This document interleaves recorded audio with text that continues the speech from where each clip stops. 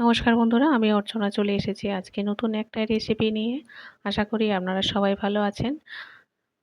আজকে যে রেসিপিটা বানিয়েছি সেটা দেখাবো আমি কিভাবে বানিয়েছি।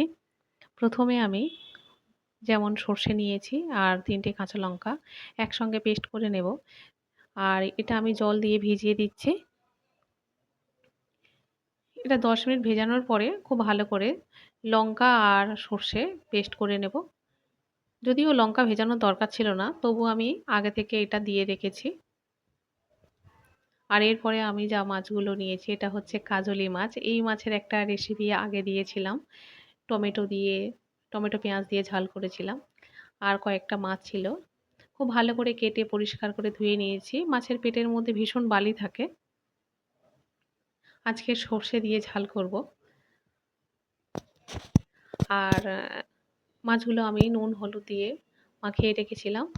ফ্রাইং প্যানের মধ্যে কিছুটা তেল দিয়েছি, সর্ষের তেল। তেলটা গরম হয়ে যাওয়ার পরে একটা একটা করে মাছ ফ্রাইং প্যানের মধ্যে দিয়ে দিলাম। উল্টে পাল্টে খুব ভালো করে ভাজতে হবে। এই মাছটা এত নরম, ভাজতে ভাজতেই ভেঙে যায়। যেভাবে ভাজো না কেন।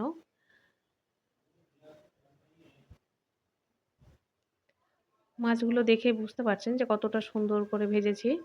বেশ একদম কড়া করে ভেজেছি। মাছ ভাজা হয়ে গিয়েছে, এবার তুলে নেব।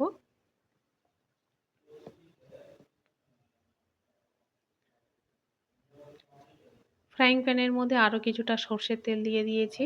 এবারে কুচিয়ে রাখা পেঁয়াজ, একটা বড় সাইজের পেঁয়াজ কুচিয়ে রেখেছিলাম, সেটা আমি দিয়ে দিচ্ছি। পেঁয়াজগুলো একটু লাল লাল করে ভেজে নিতে হবে। পেঁয়াজটা একটু লাল লাল করে ভেজে নেওয়ার পরে ১ চামচ কালো জিরে দিয়ে দিলাম। আর এর মধ্যে দিয়ে দিচ্ছি ১.৫ চামচের মতো আদা বাটা। আদাটা দিয়ে ভালো করে কষিয়ে নেবার পরে আরও কিছু মশলা দেব। এই মশলাটা আমি বাড়িতে বানিয়ে রেখেছি। এর মধ্যে রয়েছে জিরে, ধনে, দারচিনি, এলাচ, লবঙ্গ, গোলমরিচ। ওটা আমি ১.৫ চামচ দিয়ে দিয়েছি। তারপরে দিয়ে দিচ্ছি হলুদের গুঁড়ো, লাল লঙ্কার গুঁড়ো ১ চামচ করে, স্বাদ মতো নুন। আর তারপরে একটু জল দিয়ে খুব ভালো করে মশলাটা কষিয়ে নিচ্ছি।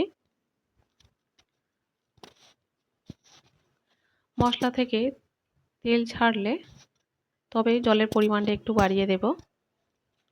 আপনারা দেখেই বুঝতে পারছেন যে মশলা থেকে তেল ছেড়ে দিয়েছে। জলটা এবারে একটু বেশি পরিমাণে দিচ্ছি। আর দিয়ে দেব কাঁচা লঙ্কা, ৩ টে কাঁচা লঙ্কা দিয়ে দেব।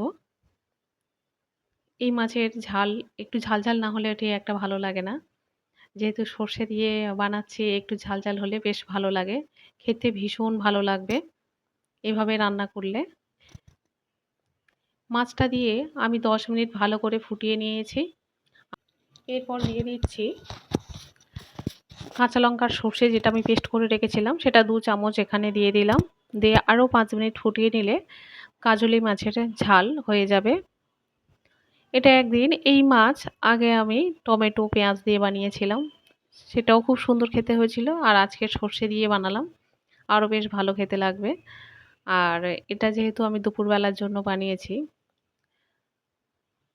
গরম গরম ভাতের সাথে অসাধারণ খেতে লাগবে। আর বেশ ভালো খেতে হয়েছিল।